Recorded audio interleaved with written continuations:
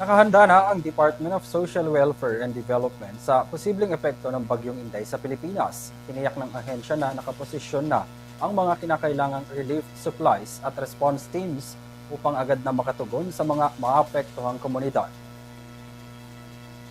Sa isang media forum ngayong Webes, sinabi ni Disaster Response Management Bureau Director Maria Isabel Lanada na mahigit 3 milyong family food packs ang nakapreposition sa iba't ibang DSWD warehouse sa buong bansa. Aniya, nakahanda na rin ang ahensya para sa mga lugar na maaaring apektuhan o maapektuhan ng posibleng pagbaha o landslide dulot ng Bagyong Inday. Yung dapat ma-perfect natin.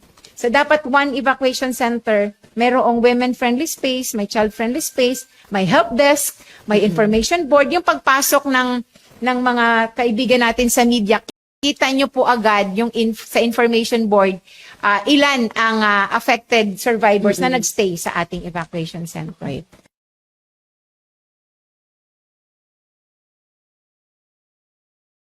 Upang matiyak ang mabilis na paghahatid ng tulong sa mga pamilyang maapektuhan ng bagyo.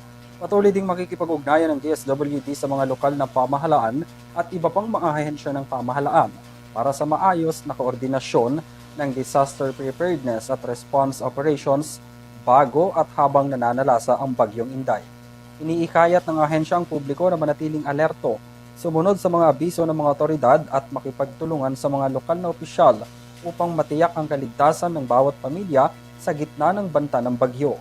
Ayon sa report na inilabas ng Pag-asa, huling namataan ang lokasyon ng mata ng bagyo sa 865 km silangan ng Northern Luzon na kumikilos pahilagang kanluran sa bilis na 15 km per hour. Patuloy pa rin inaabisuhan ng lokal na pamahalaan na maging alisto at huwag magatubiling humingi ng tulong sa mga otoridad kung kinakailangan.